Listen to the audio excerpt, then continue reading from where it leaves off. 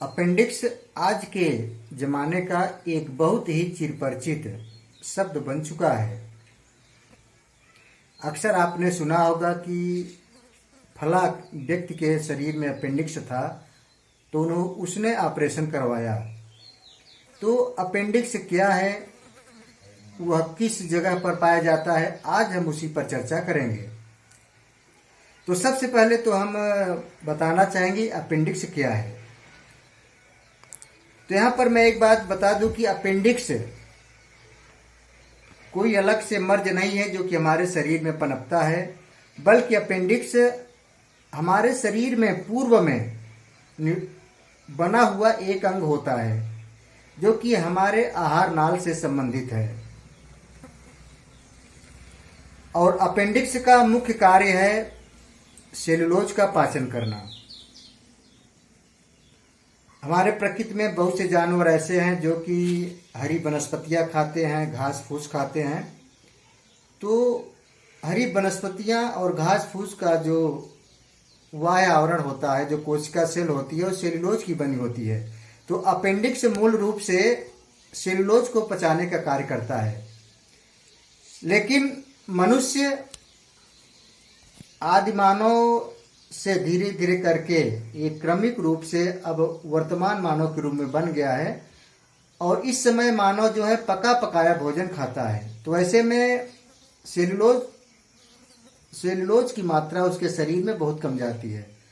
तो अपेंडिक्स जो है, जो पचाने का काम करता था सेलुलोज का, उसका काम कम हो गया। तो इस समय अपेंडिक्स हमारे शरीर में अवशेषी अंग के रूप में कार्य कर रहा है। वैसे तो हमारे शरीर में बहुत से लगभग 100 से ज्यादा अवशेषी अंग है। उन्हीं अवशेषी अंगों में से एक यह अपेंडिक्स है। इसे हिंदी में कृमिरूपरशेषिका के नाम से जाना जाता है। तो यह अपेंडिक्स हमारी आहार नाल के सबसे निचले भाग में दाहिने साइड में होता है। तो होता यह है कि जब हम कोई भोजन करते हैं, जैसे है मान लीजिए कि नींबू का रस पी रहे हैं हम लोग, तो उसका बीज चला गया, संतरे का बीज चला गया, मिर्चे का बीज चला गया, या कोई अन्य ठोस पदार्थ हमारी आहार नाल में पहुंचा और बड़ी आंत से होते हुए पहुंच गया अपेंडिक्स में, कृमिरूपरशेषिका में, तो वहां पर उसका पाचन नहीं हो पाता है और वह वहां से निकल भी नहीं पाता। तो ऐसे में वह वहां पर सड़न शुरू कर देता है, जिसकी वजह से एक कृमिरूपरशेषिका फूलने लगती है। तो जैसे जैसे वो फूलेगी वैसे वैसे हमारे शरीर में यहाँ पर दाहिने साइड में यहाँ पर दर्द होने लगता है। तो डॉक्टर लोग सलाह देते हैं कि इसको निकलवा दीजिए। तो अगर नहीं निकलवाएंगे तो पड़ा रहेगा। तो अगर वहां पर वो फूट गया तो और ज्यादा हानिकारक होता है, इसलिए उसको निकलवा देना ही लाभप्रद है। एक बात और बता दें कि इसको निकलवाने से हमारे शरीर पर कोई साइड इफेक्ट नहीं पड़ता है। कारण कि हम लोग पका हुआ भोजन करते हैं, इसलिए सेलुलोज की मात्रा हमारे शरीर में बहुत कम जाती है।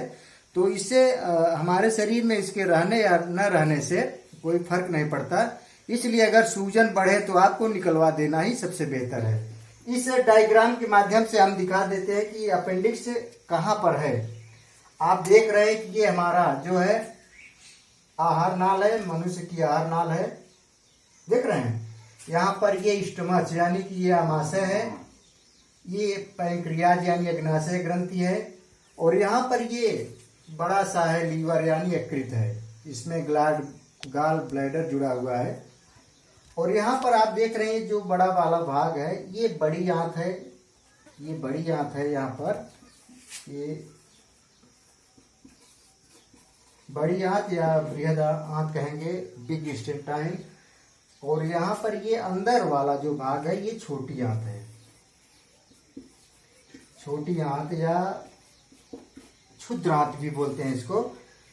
तो यहाँ पर ये छोटी आंत में ही इलियम होता है। तो यहाँ पर पाचन क्रिया के बाद भोजन का जो अवशोषण होता है वो इलियम, छोटी आंत के इलियम वाले भाग में अंगुली सदृश पतली पतली संरचनाएं होती हैं, जिसे अंग्रेजी में विलाई बोलते हैं। वहां पर इसका पाचन, जो पचा हुआ भोजन है उसका अवशोषण होता है।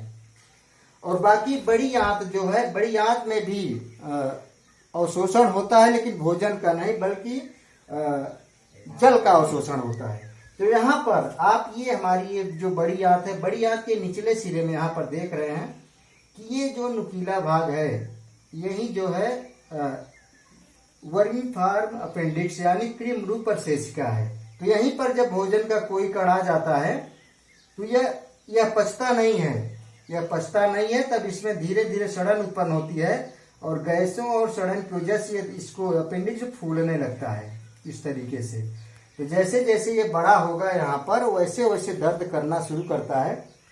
तो इसको हमें काट के यहाँ पर जो है निकलवा देना ही बेहतर होता है। मुझे उम्मीद है कि आपको हमारी यह वीडियो अच्छी लगी होगी। बहुत जल्द हम फिर जीव विज्ञान से संबंधित ऐसे ही मैटर के साथ हाजिर होंगे। तब तक के लिए नमस्कार।